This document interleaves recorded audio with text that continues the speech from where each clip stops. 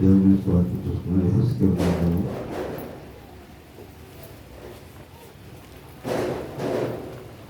యెహెజ్కేలు గ్రంథము 9వ అధ్యాయము 4వ వచనం. అంతటా యెహోవా యెరూషలేమును ఆ పట్టణంలో ప్రవేశించి చుట్టూ తిరిగి దానిలో జరిగిన హేయ కృత్యములను గూర్చి మూలుగులిడుచు ప్రలాపించుచున్న వారి లలాటముల గుర్తు వేయమని వారికి ఆజ్ఞాపించి నేను వినుచుండగా వారికి ఇలాగ సెలవిచ్చెను. మీరు పట్టణములో దాని వెంట పోయి నా పరిశుద్ధ స్థలము దగ్గర మొదలుపెట్టి కటాక్షమైనను కనికరమైనను లేకుండా అందరినీ హతము చేయుడి. అందరూ నశించున్నట్లు ఎవరిని విడిచిపెట్టక పెద్దవారిని చిన్నవారిని కన్యకలను పిల్లలను స్త్రీలను చంపవలెను గాని ఆ గుర్తు ఎవరికుండునో వారిని ముట్టకూడదు. వారు మందిరం ఉండరు. చూడండి పేరు ఇక్కడ చదువుకున్న వాక్య భాగంలో ఇక్కడ దేవుడు మరి తన సేవకుని యెహెజ్కేలును తీసుకెళ్ళి ఆ జరగబోయే సంగతులను చూపిస్తూ ఉన్నాడు. యెరూషలేములో జరుగుతున్నటువంటి హేయమైన కృత్యం, యెరూషలేములో దేవుని యొక్క మందిరంలో. చూడండి అక్కడ మనము 8వ అధ్యాయంలో పెడితే అక్కడ కనుక 8వ అధ్యాయంలో 5వ వచనం చూడండి. నరపుత్రుడా ఉత్తర వైపు తేరి చూడమని నాకు సరిగా నేను ఉత్తరపు వైపు తేరి చూచితిని. ఉత్తరపు వైపున బలిపీఠపు గుమ్మము లోపల రోషము పుట్టించు. ఈ విగ్రహము కనబడెను. అంతటా ఆయన నాతో ఇలాగ సెలవిచ్చారు. నరపుత్రుడా వారు చేయదాని నువ్వు చూస్తున్నావు కదా. నా పరిశుద్ధ స్థలమును నేను విడిచిపోవునట్లుగా ఇశ్రాయేలు ఇక్కడ చేయు అత్యధికమైన ఏ కృత్యములు చూసిదివా. ఈ తట్టు తిరిగిన ఎడల వీటికంటే మరి అధికమైన హేయ క్రియలను చూచెదవు. 10వ వచనం. నేను లోపలికి పోయి చూచితిని. అప్పుడు సకల జంతువుల ఆకారములను హేయమైన మృగముల ఆకారములను అనగా ఇశ్రాయేలీయుల దేవతల విగ్రహములన్నీ గోడ మీద చుట్టూను రాయబడి ఉన్నట్లు నాకు కనబడెను. మరి ఇంకా 13వ వచనం. మరియు ఆయన నీవు ఈ తట్టు తిరుగుము. వీటిని మించిన అతి హేయమైన కృత్యములు వారు చేయుట చూతుమని నాతో చెప్పి యెహోవా మందిరపు ఉత్తర ద్వారము దగ్గర దింపగా అక్కడ స్త్రీలు కూర్చుండి తమ్మోజు దేవతను గూర్చి ఏడ్చుట చూచింది. అప్పుడు ఆయన నరపుత్రుడా చూచితివి గాని నీవు తిరిగి చూచిన ఎడల వీటిని మించిన హేయ కృత్యములు చూతువని నాతో చెప్పి యెహోవా మందిరపు లోపలి ఆవరణంలో నన్ను దింపగా అక్కడ యెహోవా ఆలయము ద్వారము దగ్గరనున్న ఒక మండపమునకును బలిపీఠమునకును మధ్యలో ఇంచుమించు 25 మనుషులు కనబడిరి. వారి వీపులు యెహోవా ఆలయము తట్టును, వారి ముఖములు తూర్పు తట్టును తిరిగి ఉండెను. వారు తూర్పుననున్న సూర్యునికి నమస్కారము చేయుచుండిరి. అప్పుడు ఆయన నాతో ఇట్లనెను, నరపుత్రుడా నీవు చూచితివే యూదావారు ఇక్కడ ఎట్టి హేయ కృత్యములు జరిగించుట చాలదా. వారు దేశమును బలాత్కారముతో నింపుచు నాకు కోపము పుట్టించు పుట్టించుదురు. నాకు కోపం పుట్టించుదురు. తీగ ముక్కుమునకు పెట్టుచు తీగ ముక్కునకు పెట్టుచు మరి ఎక్కువగా ఎక్కువగా నాకు కోపము పుట్టించుదురు. నాకు కోపం పుట్టించుదురు. కాబట్టి కటాక్షము లేకయు కనికరము చూపకయు నేను నా క్రోధం అగుపరిచి వారు నా చెవులలో ఎంత బిగ్గరగా మొరపెట్టినను నేను ఆలకింపకుందును. చూడండి పేరు దేవుడు చెప్తా ఉన్నాడు, వారు ఎంత గట్టిగా నా చెవుల దగ్గరకు వచ్చి ఎంత బిగ్గరగా మొరపెట్టినను నేను ఆలకింపను. కటాక్షం లేకయు కనికరము చూపకయు నేను నా క్రోధమును అగుపరిచి వారు నా చెవుల్లో ఎంత బిగ్గరగా మొరపెట్టినను. ఎందుకని దేవుని యొక్క మందిరములో ఏ ద్వారం దగ్గరకు వెళ్ళినా సరే, ఉత్తర వైపు, దక్షిణ వైపు, తూర్పు వైపు ఎక్కడికి వెళితే అక్కడ వాళ్ళు ఏం చేస్తారట? హేయమైన కృత్యములు, దేవునికి కోపం పుట్టించేటటువంటి హేయమైన కార్యములు వారు చేస్తూ ఉన్నారు. వారు అక్కడ ఏడుస్తున్నారంట, విగ్రహం దగ్గర సూర్య నమస్కారం చేస్తున్నారంట. ఇవన్నీ చూసి దేవుడు పశ్చాత్తాపడుతూ ఉన్నాడు. అయ్యో, నా ప్రజలైన ఇశ్రాయేలీయులు ఇలా చేస్తున్నారేంటి? నేను ఎన్నుకున్నవారు, నేను ఏర్పాటు చేసుకున్నవారు, నేను నా యొక్క స్వజనముగా, నా స్వకీయ సంపాద్యముగా నేను వారిని చేసుకున్నాను కదా, వారు ఇలా చేస్తున్నారేంటి అని చెప్పి ఆయన బాధపడుతుంటున్నాడు. నేను అందుకని ఏమన్నాడు? నేను కటాక్షం లేకయు కనికరము చూపకయు నా క్రోధము అగుపరిచి వారు నా చెవులో ఎంత బిగ్గరగా మొరపెట్టినను. కాబట్టి అక్కడ 9వ అధ్యాయంలో యెరూషలేము పట్టణంలో మొదలుకొని దేవాలయం మొదలుకొని అక్కడ ఉన్న వారందరినీ హతం చేయడానికి ఒక 6 బయలుదేరారు కట్టుకుని పట్టుకుని. అప్పుడు అక్కడ ఒక లేఖికుడు చిరాకుడి కట్టుకున్న వాడు వచ్చి అని అంటున్నాడు, ఆలయంలో ప్రవేశించారండి, మీరు అప్పుడే మొదలుపెట్టద్దు. అయితే ఇక్కడ నా మందిరంలో ఈ హేయ కృత్యములను గురించి ఏం చేస్తారట? కొంతమంది ప్రార్థన చేస్తూ ఉన్నారు. చూడండి, ఇక్కడ 4వ వచనంలో యెరూషలేమును ఆ పట్టణంలో ప్రవేశించి చుట్టూ తిరిగి దానిలో జరిగిన హేయ కృత్యములను గూర్చి మునిగిడుచు ప్రలాపించిన వారి లాలాటమును. కొంతమంది ఇక్కడ జరుగుతున్నటువంటి హేయ కృత్యములు, దేవునికి విరోధంగా జరుగుతున్నటువంటి పాపముల గురించి ఏం చేస్తారు? వాళ్ళు రాజీ పడలేదు, వాళ్ళు చేసుకున్నారులే అని చెప్పి వదిలిపెట్టలేదు. కానీ వారు అయ్యో, మన దేవుని ఇలాగ మన దేవుని ఆలయం ఇలా పాడు చేస్తున్నారే, ఇలా పాడైపోయారండి ప్రజలు అని చెప్పి ఏం చేస్తున్నారంటే వాళ్ళు దేవసంలో మొరపెడుతున్నారంట. కన్నీరు కాదు, ఏంటి ఇలాగైపోయారేంటి?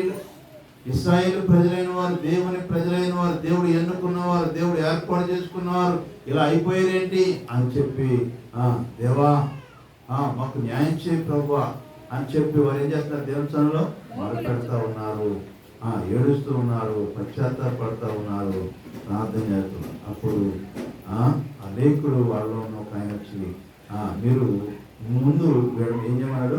వీడి యొక్క లాలాటం అంటే నుదుటి మీద ముద్ర, ఈ ముద్ర వేయండి, ఈ దేవాలయం మొదలుకొని యెరూషలేము పట్టణంలో ఉన్న వారందరూ అంతం చేయండి, కానీ ఈ ముద్ర ఎవరికి ఉంటుందో వారిని మాత్రం మీరు. కాబట్టి మీరు ముద్ర వేయబడాలి, మనం కూడా ముద్ర వేసుకోవాలి. చూడండి, అక్కడ ప్రకటన గ్రంథంలో కూడా, ప్రకటన గ్రంథంలో 7వ అధ్యాయంలో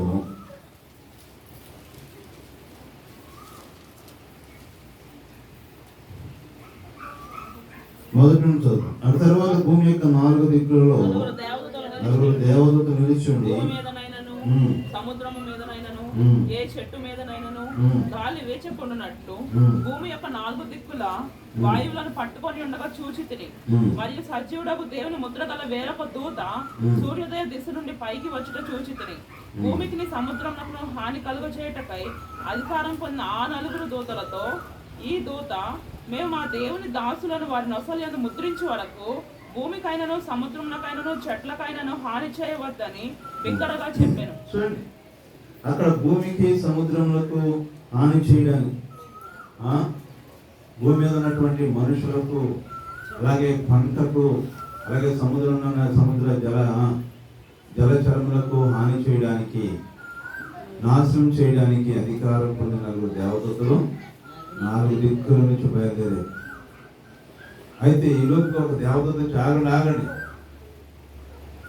మొదట ఇదిగో మా దేవుని దాసులకు వారు నొసలయందు ముద్రించే వరకు భూమికైనను సముద్రంకైనను చెట్లకైనను హాని చేయవద్దని తెరా. మా దేవుని దాసులు, దేవుని దాసులుగా నువ్వు ముద్ర వేయబడాలి. ఎవరు దేవుని దాసులని కిందకి వెళ్తే ఉండదు. మరి ముద్రింపబడిన వారు లెక్క చెప్పగా ఇశ్రాయేలు గోత్రములో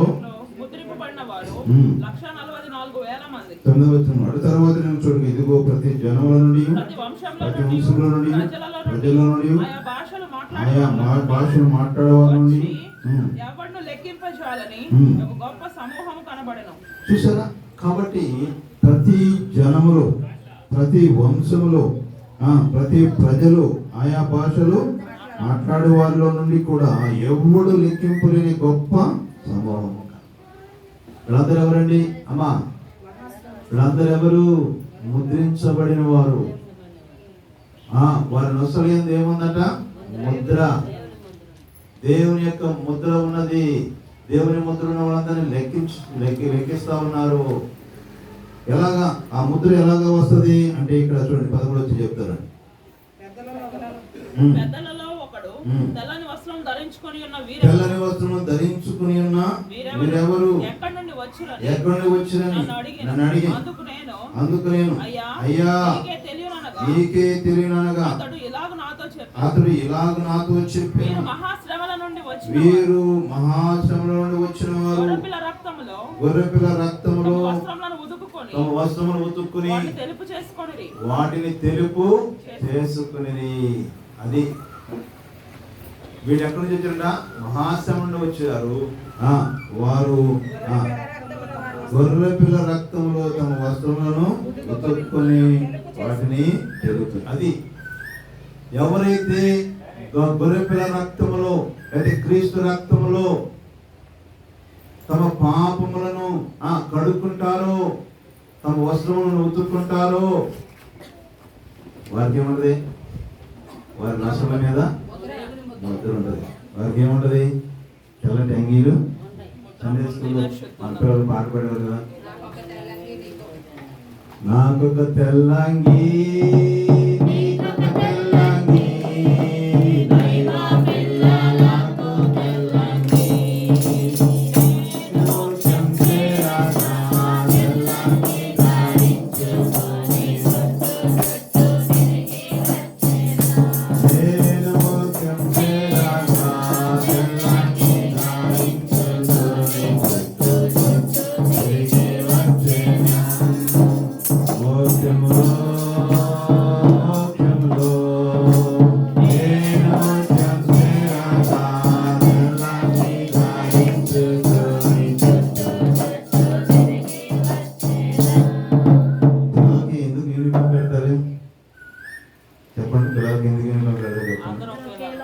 అందరూ ఒకేలాగా ఉండాలి. ధనవంతుడు అనుకోండి, ధనవంతుడు మంచి పెద్ద డ్రెస్ వేసుకొస్తాడు. పేదవాడు అనుకోండి, వాడు ఏదో తక్కువ కలిగి చేసుకుంటాడు అనుకోండి, వాడు వీళ్ళు ఏం చేస్తారు? ఏడనే చేస్తారు, తక్కువగా చూస్తారని చెప్పి ప్రతి స్కూల్లో కూడా ఏం పెడతారు? యూనిఫామ్ పెడతారు.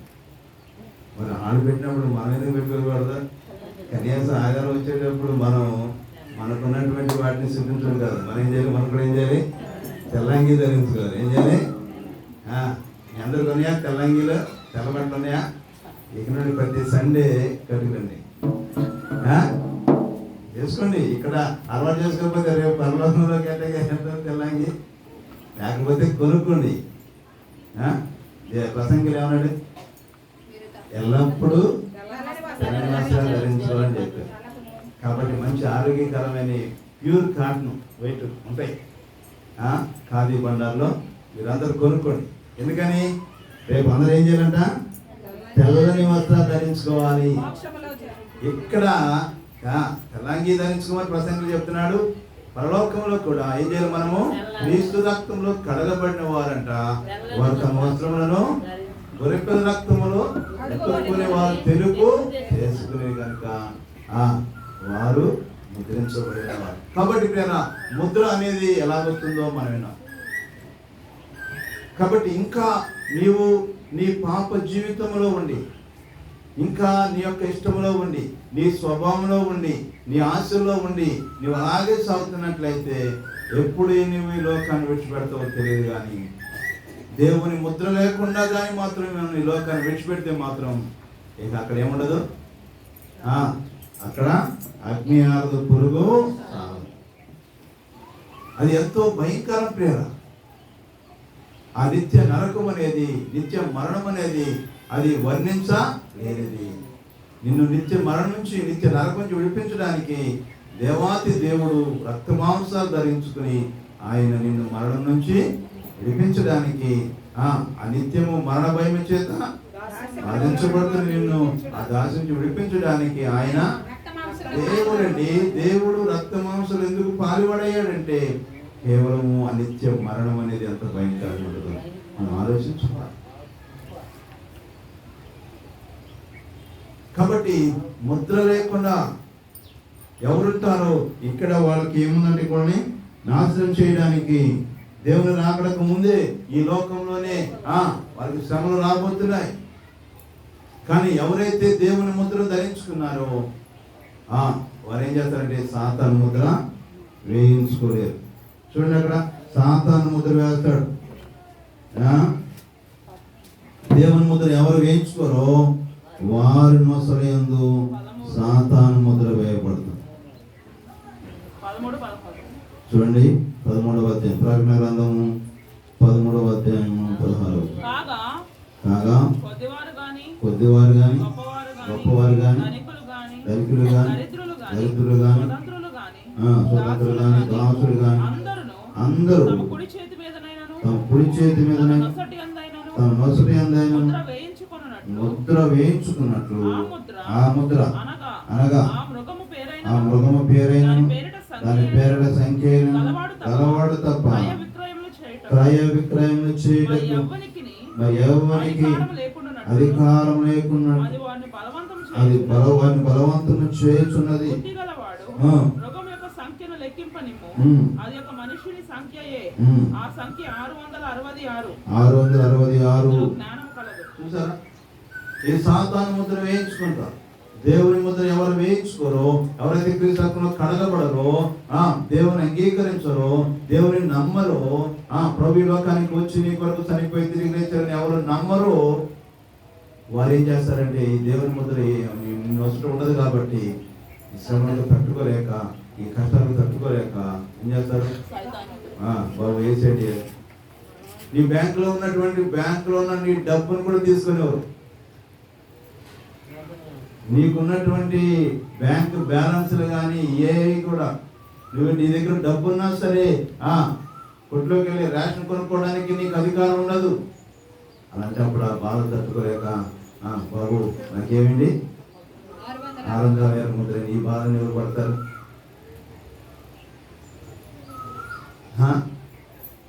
కాబట్టి దేవుని ముద్ర ధరించుకుంటే కొంతకాలం శ్రమ ఉండొచ్చు, కానీ తర్వాత ఏముంటది? నిత్య రాజ్యంలో నిత్యము సంతోషమే. చూడండి, అక్కడ ఎస్కేల్ గ్రంథంలోనే ఆ దినాల్లో మనుషులు వెండి బంగారాన్ని ఏం చేస్తారంట? రోడ్డు మీద పారేస్తారు. ఎస్కేల్ గ్రంథము 7వ అధ్యాయంలో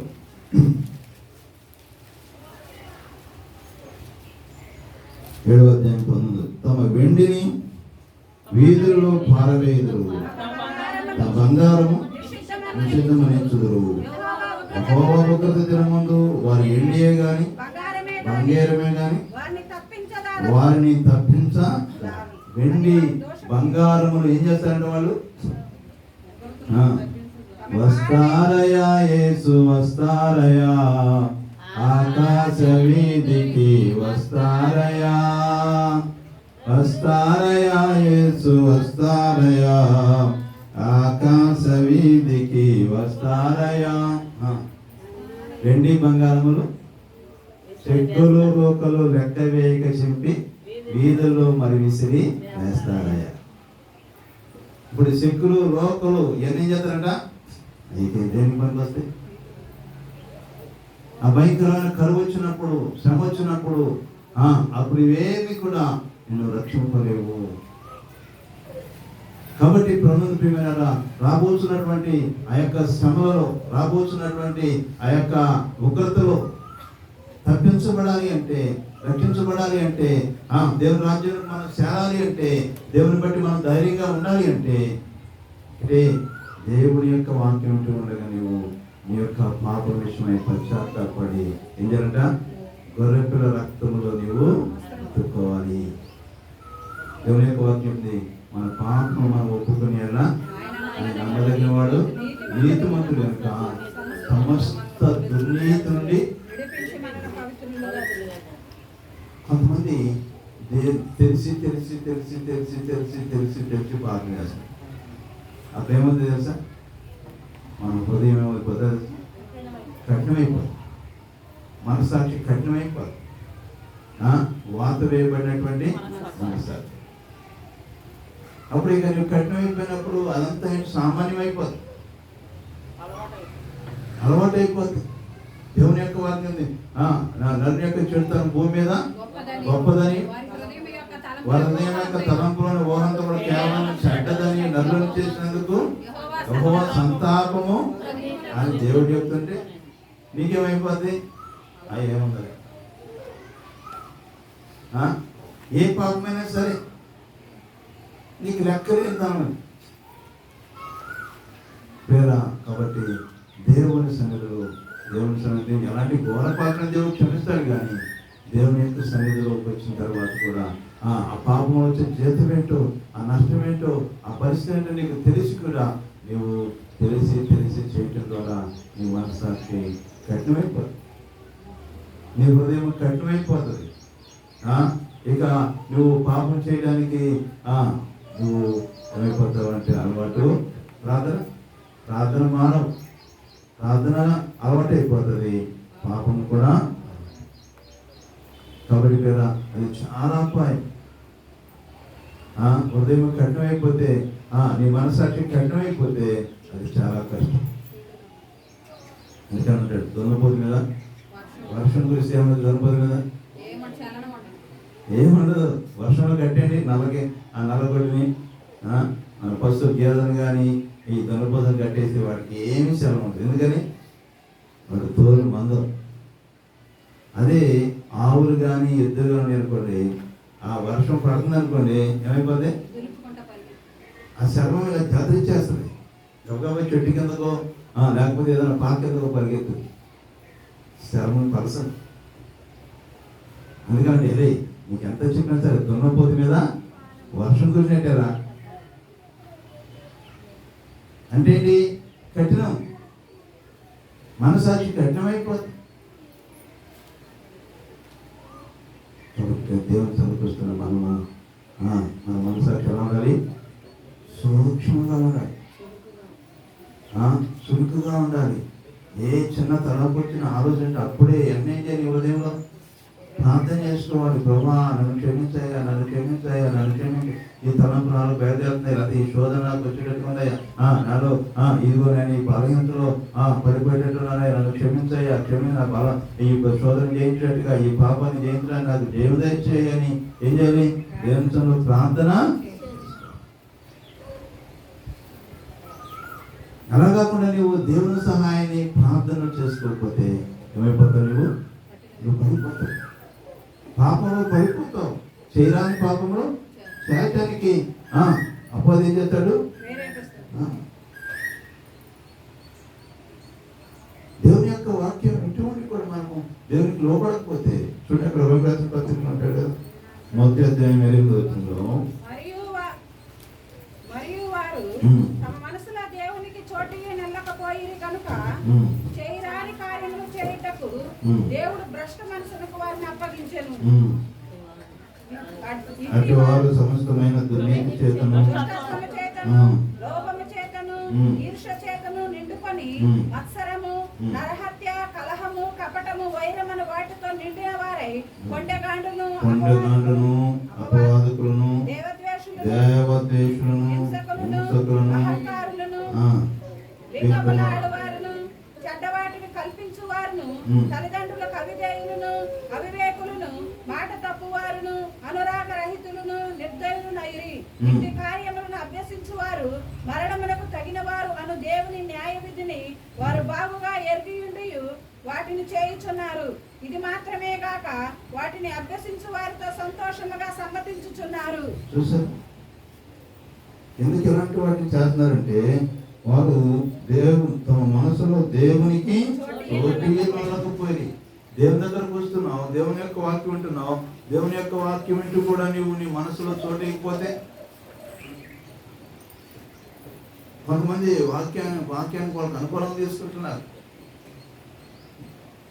లేదా నీవు వాక్యానుసారంగా తీసుకోకుండా దాన్ని నెగిటివ్గా తీసుకుంటే అది నష్టమది. కాబట్టి ఎవరైతే తమ మనసులో దేవునికి చోటియ్యరో, దేవుని యొక్క వాక్యం లోబడరో, వారు ఏం చేస్తారట? చేయరాని కార్యాలు ఇంకేం ఉదయం కఠిన చేసుకుంటే నువ్వు దేవుని భయం పోగొట్టుకున్నావు, నువ్వు మనసాక్షిని చంపుకున్నావు, హృదయాన్ని కఠినం చేసుకున్నావు. అలాంటప్పుడు నువ్వు చేయరాని కార్యాలు చేయడానికి. కాబట్టి ఇక్కడ కొంతమంది ఏడుస్తున్నారు. యెరూషలేములో జరుగుతున్నటువంటి, దేవాలయం జరుగుతున్నటువంటి హేయకృత్యములను, బలత్కారమును, జరుగుతున్నటువంటి పట్టణం జరుగుతున్నటువంటి పాపమును, ఆ మనుషుల యొక్క పరిస్థితులను చూసి ఏం చేస్తారు? కొంతమంది భారముతో, కన్నీటితో, అయ్యో ఏంటి ఈ పట్టణం ఏం సంభవించింది, ఈ ప్రజలకు ఏం సంబంధించి, దేవుని ప్రజలు కదా, దేవుడు ఎన్నుకున్నవారు కదా, ఎందుకు ఇట్లా అయిపోయారని చెప్పి దేవుని సన్నిధిలో ఏడుస్తూ మరపెడుతూ ఉంటే దేవదూత వచ్చి, ఇదిగో వీరి లాలాటమున ముద్రవేయండి, మీరు ఈ పట్టణాన్ని నాశనం చేసేటప్పుడు ఈ దేవాలయంలో మొదలుకొని అందరిని అర్థం చేయండి, కానీ ఈ లాలాటంలో ఎవరు గుర్తువేయబడిందో వారికి మాత్రము ఏ హాని చేయకూడదు, వారిని ముట్టకూడదు. కాబట్టి నీ నొసట ముద్ర ఉన్నదా? నీ నుదుటి మీద ముద్ర ఉన్నదా? దేవుని ముద్ర. ఎప్పుడైతే నువ్వు నీ పాప విషయం పశ్చాత్తాపడతావో, కడగబడతావో, అప్పుడు నీ నుదుటి మీద ఒక ముద్ర. బొట్టు పెట్టుకోదన్నారమ్మా, ఎక్కడుందమ్మా? ఎందుకంటే మనం దేవుని పిల్లలు కాబట్టి మన నొసటి మీద ఎవరో దేవుని యొక్క, ఎప్పుడైతే నువ్వు దేవుని నమ్ముకున్నావో, మారు మనసు పొందావో, అక్కడ దేవుని యొక్క ముద్ర. అది మనుషులకు కనపడదు, కానీ ఎవరు కనపడదు? అది దేవునికి కనపడదు. మరి నువ్వు లోకాన్ని ఆశించి మరి ఈ లోక సంబంధమైన వాటిని పెట్టుకున్నావంటే ఏమైనట్టు? అంటే దేవుని ముద్ర నువ్వు నమ్మట్లేదు అన్నమాట.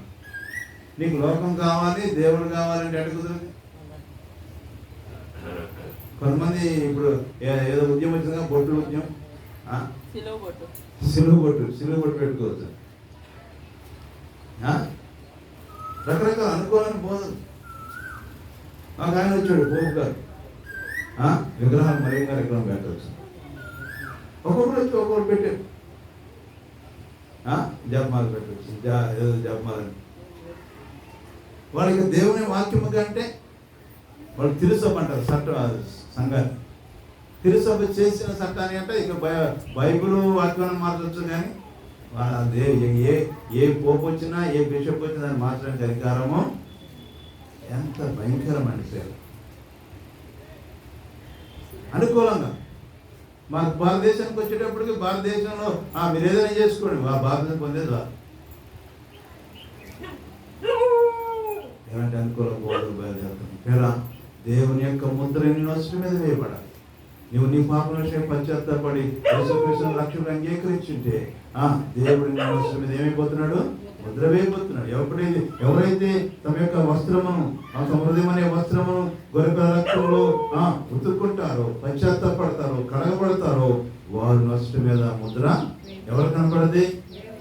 సంహార దూత నిన్ను పాడు చేయడానికి, అది నీ పిల్లల మీదకి, నీ కుటుంబం మీదకి తిరిగి వస్తున్నప్పుడు నీ కుటుంబంలో నీవు ముద్ర వేయబడి ఉంటే నీ కుటుంబంలోకి ఎవరు వస్తారు?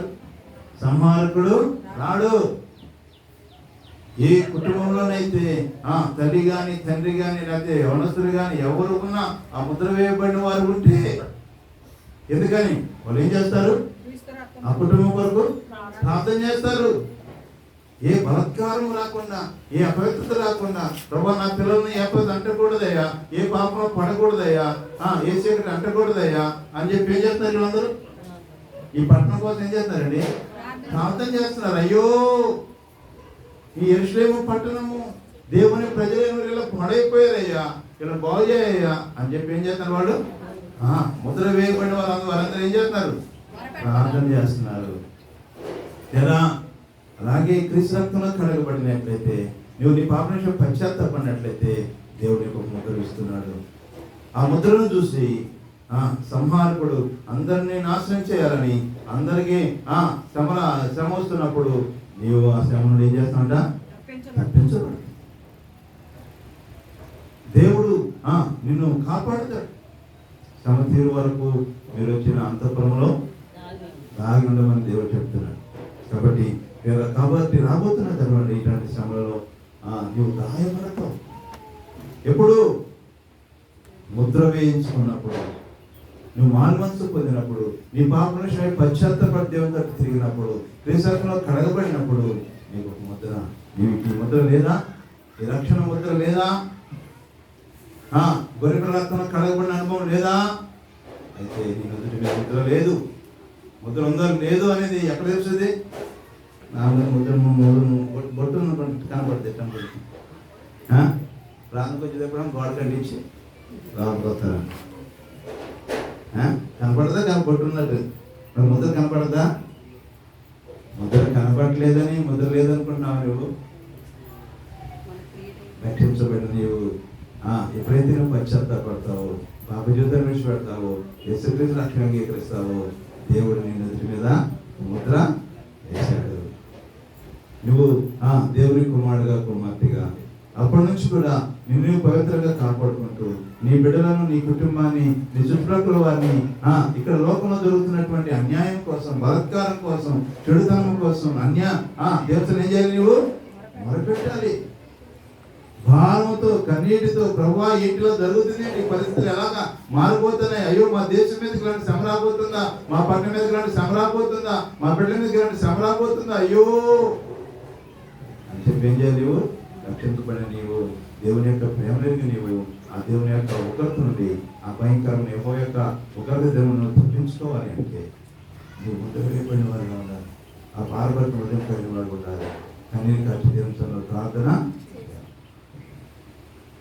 కాబట్టి దేవుని యొక్క కఠినమైన తీర్పు, కనికరమైనను కటాక్షమైన లేకుండా నా ఉగ్రతను వారి మీదకి పంపుతాను, వారి యొక్క ప్రవర్తన ఫలము నేను వారి మీదకి పంపుతాను నేను దేవుడు చెప్తాను. కాబట్టి దేవుని సన్నిధిలో నీకు కీడు అపాయమే దేని బట్టి కాదు, నీ ప్రవర్తన ఫలం. ఏ ఫలం అంట?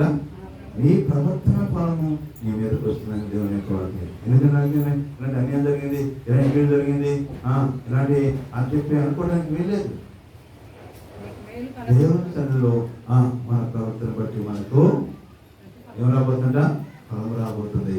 కాబట్టి మన ప్రవర్తన దిద్దుకొని దేవుని కోపం పుట్టించి, దేవుని ఒకరితో మన మీదకి వచ్చి నష్టపోయే అవకాశాలు రాకుండా మన పశ్చాత్తపడి తండ్రిగా, తల్లిగా నీ కుటుంబాన్ని కాసుకోవడానికి, నీ బిడ్డలను కాసుకోవడానికి, నీకు తెలిసిన వాళ్ళందరినీ, నీ బంధువులు, స్నేహితులు అనేకులను రక్షణలో నడిపించడానికి దేవుడు అతి పారభరితమైన ఆత్మను దేవుడు మనకు అనుగ్రహించను. ప్రార్థన చేస్తాం.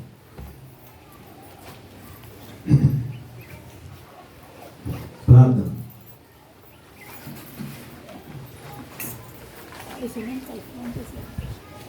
ఒక నిమిషం దేవునితో ప్రార్థన చేస్తున్నాం. నీ లాలాటమున లేదా నీ నుదురు మీద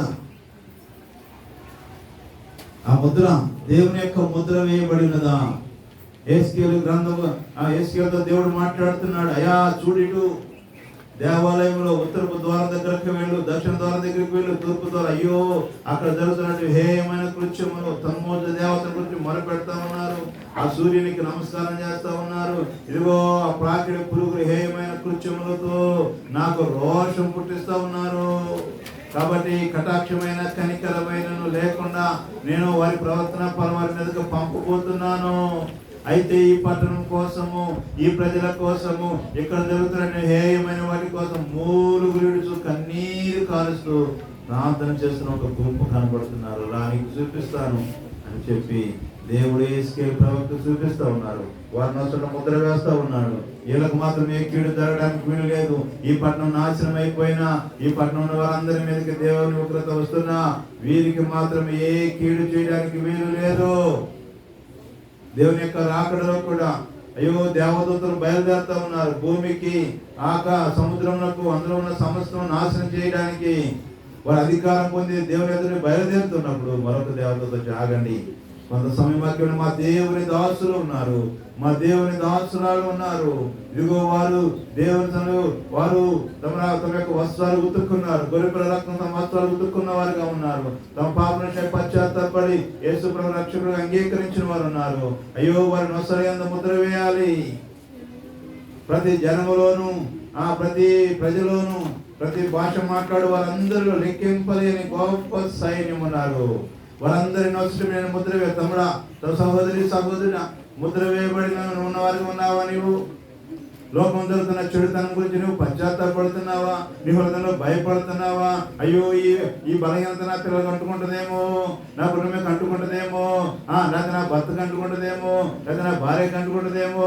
నన్ను క్షమించు ప్రభువా, నేను ఒక భర్తగా ఉన్నాను కదా, నాకు భార్య ఉన్నాను కదా, లేదా నేను తల్లిగా ఉన్నాను, తండ్రిగా ఉన్నాను. అయ్యో నన్ను క్షమి, లోకం ఎంతో భయంకరంగా ఉన్నది. భారం కనబడుతుందా?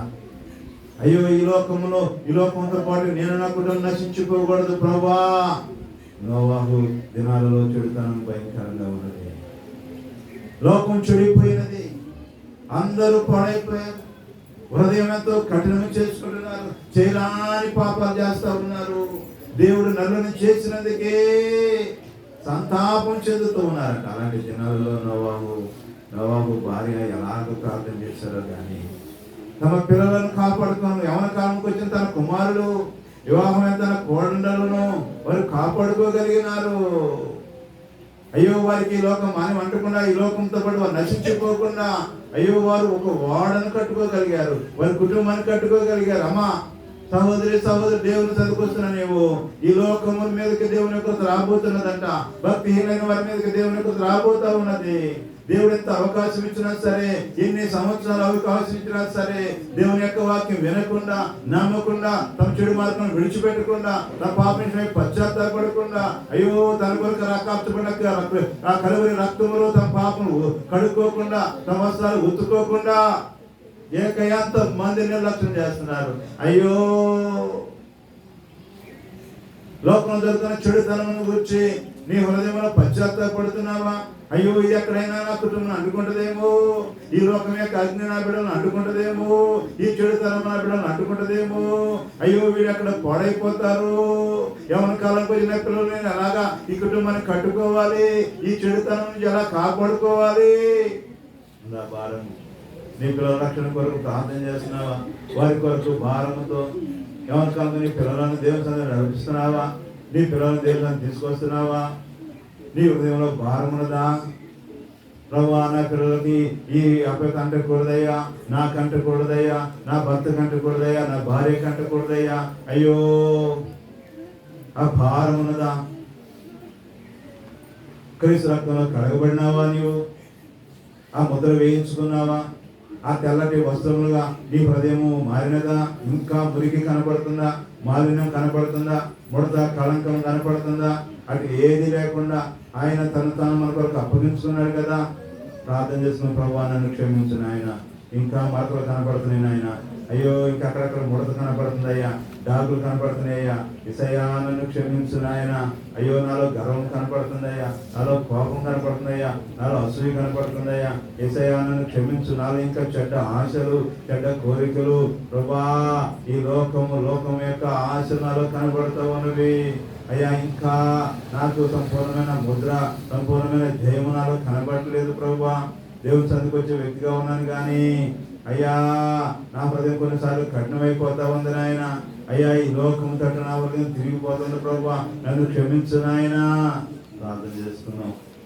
సహోదరి దేవుని సన్నిధికి వస్తూ ఉండి కూడా నువ్వు దేవుని వాక్యం చోట ఇవ్వకపోతే, దేవుని వాక్యం నమ్మకపోతే ముందు ఎలా ఉంటుందంటే నీవు కఠినమైపోతుంది. అయ్యో వాక్యం వింటూ ఉండి కూడా నువ్వు మరలా చేయరాని పాపం చేయడానికి నీవు అయ్యో నీ భయం లేకుండా ఏముందరే అనుకుంటే నీ హృదయం కఠినమైపోతుంది, నీ మనసాక్షి కఠినమైపోతుంది, ప్రార్థన అలవాటైపోతుంది, అయ్యో పాపం అలవాటైపోతుంది, అయ్యో ఇది అలవాటైపోయి నీ హృదయం కఠినమైపోతుంది. అప్పుడు ఎంత ఘోరము! ఎలాంటి దేవుని యొక్క ఉగ్రత దినమందు ఆస్తి అక్కరకు రాదు. నువ్వు సంపాదించేటువంటి ఆస్తి అక్కరకు రాదు. వెండి బంగారం లెక్క లేకుండా చింపి ఈదుల్లో పారవేస్తావు. చెక్కులు రోకలు లెక్క వేయక చింపి వీధుల్లో మరి విసిరివేస్తారు. దేన్ని బట్టి అతిశయపడడానికి వీలు లేదు. ఎన్ని అక్కరకు రావు తమ్ముడా, సహోదరుడా. ఈ లోకంలో దేవునికి ఇచ్చిన ఆయుష్ కాలంలో ఆయన ఇచ్చిన వాటి అన్నిటితో నువ్వు దేవుని గణపరచు, నువ్వు అనుభవించు, దేవుని కొరకు బ్రతుకు, పరిశుద్ధంగా బ్రతుకు. వాటిని నువ్వు పాపము చేయడానికి, నువ్వు అన్యాయంగా జీవించడానికి, అపవిత్రంగా జీవించడానికి ఉపయోగించు. న్యాయబద్ధంగా నీ పదవి నువ్వు ఆనందించు. దేవునికి భార్యనిచ్చాడు, భర్తనిచ్చాడు, పిల్లలనిచ్చినాడు. ఎందుకు ఇంకా నీవు ప్రార్థన చేసుకున్న ప్రభువా నన్ను కనికరించు, నన్ను క్షమించు ప్రభువా. అయ్యా నీ రక్తం నన్ను కడుగు. ఇదిగో నా హృదయం తక్కువ మీదయ్యా, నా స్వభావం ఇలాంటి ఇలాంటి పాపం వేడపడుతుంది. అయ్యా నాకు ముద్ర లేదయ్యా, అయ్యో నాకు ముద్ర కావాలి, నీ ముద్ర కావాలయ్యా. ఆ నిత్యం మరణం నేను తప్పించుకోవాలయ్యా. ఈ లోకంలో ఉన్నటువంటి శ్రమలు ఇవన్నీ పెద్ద లెక్క కాదు ప్రభువా. నాయనా నీ ముద్ర నాకు కావాలి అయ్యా, నీ ముద్ర నాకు కావాలి. ఆ లోకము ముద్ర వద్దు, ఆనందాల గారి ముద్రకు నేను వెళ్ళనీయొద్దు ప్రభువా. అది ఎంతో భయంకరం తండ్రి. అయ్యో వాడు ఎన్నో ఆశలు చూపించి మోసం చేస్తాడు ప్రభువా. క్షమించు నాయన అని చెప్పి దేవుని ప్రార్థన చేసుకున్నాం. మహాగణుడ మహోన్నతుడ పరిశుద్ధుడైన తండ్రి, మీ ఘనమైన నామం కొరకు వందనాలు, స్తోత్రాలు చెల్లించుకుంటున్నాను నాయన. ప్రభావ ఉత్తర దినమందు ఆస్తి ఆకర్త రాదు నాయన, నీతి మనం రక్షిస్తాను చెప్పినాను. ఆ ధనవంతి లోకంలో తిరుమల త్రాగము సృష్టించను. నీకు అనేక సంవత్సరాలు పేరుపడ్డ సంపాదించి అనుకున్నాడు, కానీ ఆ రాత్రి తన ప్రాణాన్ని పోగొట్టుకున్నాడు. అవన్నీ ఏమైపోయినాయి ప్రభావం. అలాగే మా తండ్రి నాయన, మేము ఈ లోకంలో ఎప్పుడు విడిపెడతామో తెలియదు. కాబట్టి ప్రభా మాకు ఇచ్చిన వాటి అన్నిటితో, మా బలముతో, మా జ్ఞానంతో, మాకున్నటువంటి అన్నిటితో ఎలాగ మిమ్మల్ని మహిమపడతారో, ఎలాగ మీ రాజ్యాన్ని కట్టాలో, ఎలాగ మీ కొరకు బ్రతకాలో, కృతజ్ఞతగా మీ కొరకు బ్రతికినట్లుగా సహాయం చేయమని ఇతనికి వచ్చిన ప్రతి బిడ్డలు దీవించు. ఈ మాట ప్రతి మీరు నాయన తండ్రి, ఆయన మీరు కట్టి పనింప చేయమని మీ సమాధానంతో నేర్పున్నాను. ఏ సై పరిశుద్ధ తండ్రి. దయచేసి